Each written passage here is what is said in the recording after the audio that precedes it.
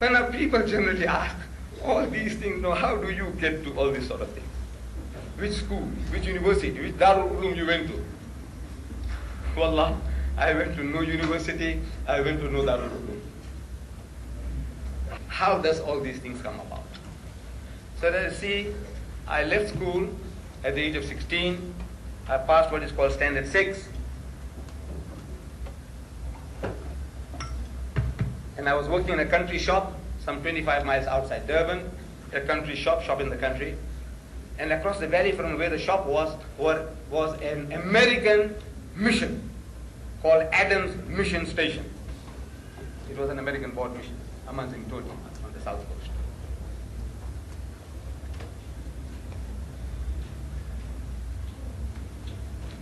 At this mission, the missionaries were being trained in comparative religion. And whatever they learned, they practiced on us in the shop. You see, I was a salesman selling sugar and salt, handkerchief, rice, things like that, little things. And all the other staff were like myself, all schoolboys, just left school. Cheap labor, you see. So we were there, and these missionaries, they come along, and they knock heads into us. The guy comes along, he says, he's buying his things, but he says, Muhammad has so many wives. I know nothing about that. Really, I knew nothing about that. He says, Muhammad, he copied his book, the Quran, from the Jews and the Christians. I know nothing about that. He says, Islam was spread at the point of the sword. I know nothing about that. The only knowledge I had about Islam, as well as my companions, was that we read the Kalima. If I ever met any one of you then, and you say you're a Muslim, I say, can you read the Kalima?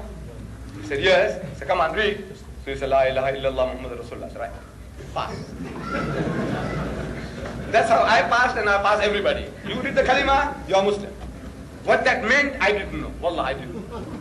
I read it, that's a formula, magic formula, I'm a Muslim. I knew the way my father prayed, I prayed. The way he made wudu, I make wudu. The way he fasted, I fasted. I knew all that. But what about Islam? I knew nothing.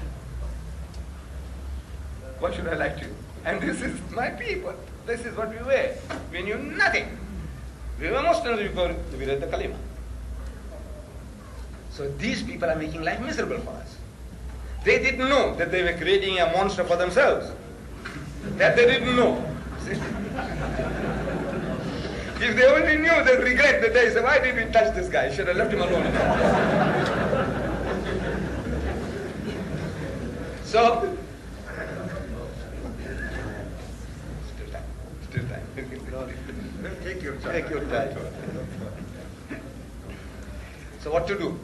Leave the job and run away? Or fight back? Now you can't fight back if you have no weapons. And jobs are hard to find. After high school, I was getting £6 a month, my wages. But at the end of the month, I didn't get the wages. I had to work another whole month to get the previous month's wages. That's how bad it was. What to do? So you great. What to do? Run away. But there's no way out. But I had a hunger for reading anything, everything, any rubbish will do. Read. It's a sickness. I had a sickness for reading. So one Sunday, nothing to do, I go into the boss's warehouse and rummaging through a pile of newspapers. I'm looking for some more readily, some nice reading material, like a magazine. We had something like the Farmer's Weekly, we had the Outspan, Personality. I'm looking for anything like that in the pile of newspapers. So I'm going through, putting the newspapers one side. If I find something, I put the other side. I said, this, I'll take it into my room and read them. And going through. And Allah is Musabbibul Asbab. He is the creator of opportunities. See how he does it. How Lenin found that book.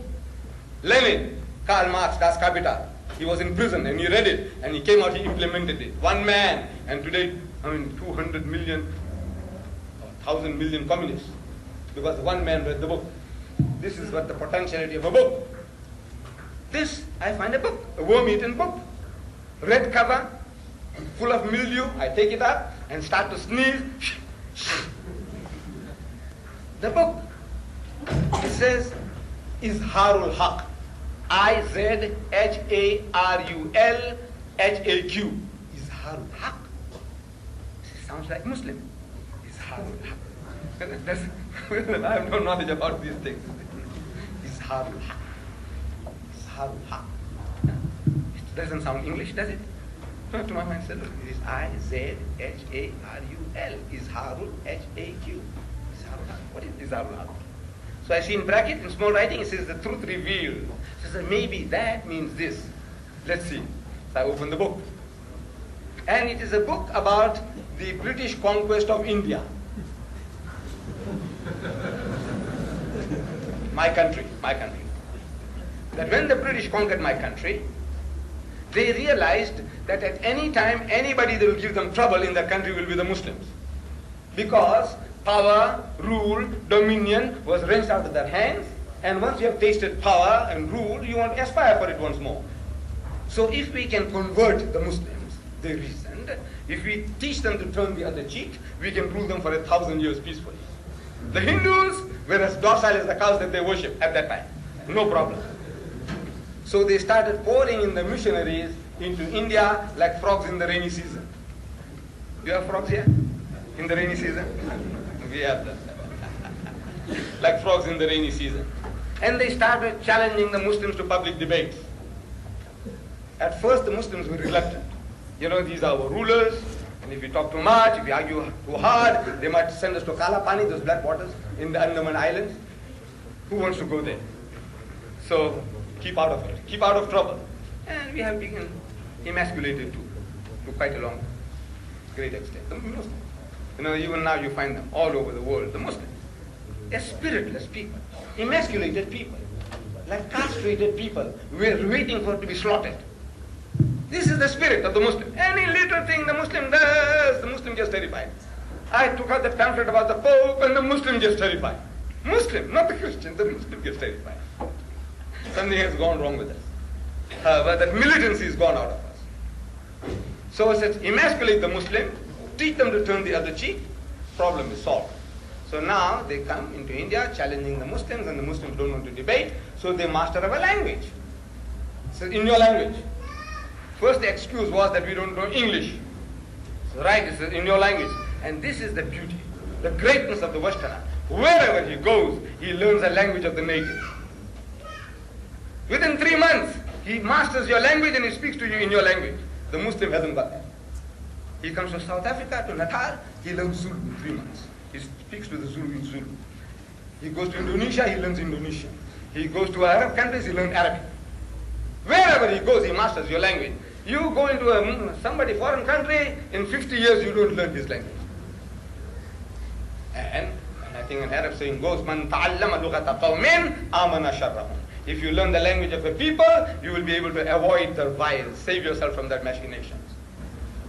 I'm able to do that to a great extent now. See, born in India as a Britisher over 60 years ago, British subject. I have a British passport. When I was 9 years old, I know how many of you are Britishers for more than 60 years. I am. Not having seen an Englishman in my life, up to the age of 9, I go to South Africa, and now I'm coming to the hub of the British metropolis and speak to him in his language and tell him, now come sir, talk to him, reason with me in his language. And he can't get away with it because I understand his language, what he's talking about. So I can ask him, excuse me sir, will you please explain what is to beget in your language, because I know what it means. I want you to tell me, I want you to open your mouth. So, mastered our language and challenged the Muslims to public debates.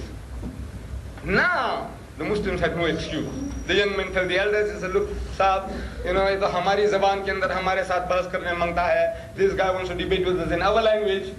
How can we say no now? So Maulana Abdul Aziz of Delhi, he was forced to take up the challenge.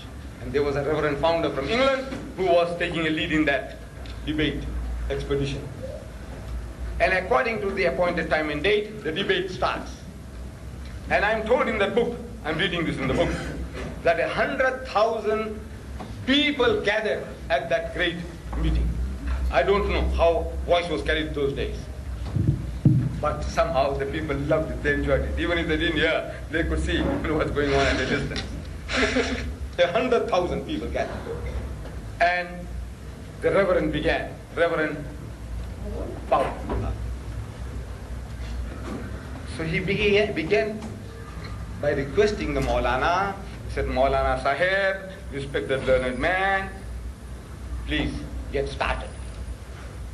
So the Maulana Sahib reads. He says, you are our elder brother.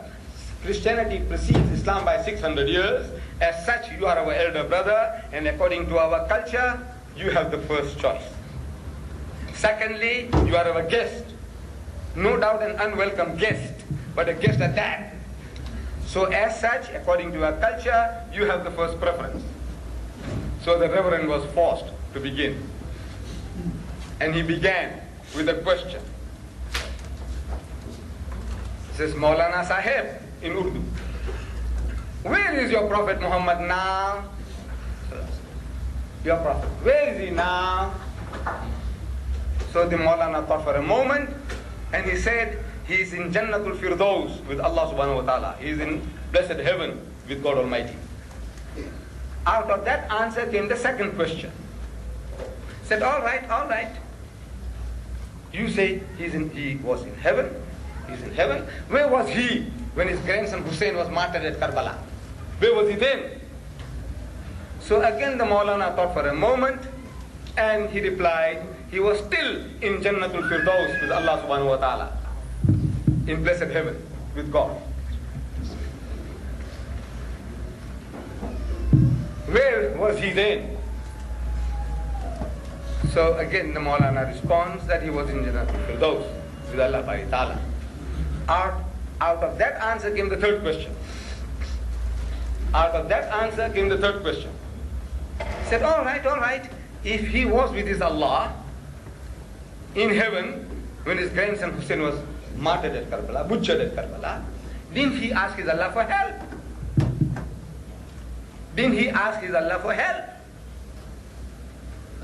So there was a long pause. And the Reverend started beating his feet. He said, come on. Didn't he ask his Allah for help? If you have a big brother like this, and if somebody comes bullying me, haven't I got the right to say, brother, come, please, save me. Didn't he ask Allah for help? So after a long pause, the Maulana says, yes, he did. They said, what did he say? What did Allah say? Because we know he wasn't saved. And there was an inordinate pause. So the priest started beating his feet once more again. Come on. So the Maulana and the people felt the battle is gone. Battle is lost. Maulana ne humko mara diya. Khalas, this finishes that. Come on. So the Maulana said, Allah began to cry. So what? Allah cried? He said, yes, Allah cried. He said, I couldn't save my own son, Jesus. How can I save your grandson?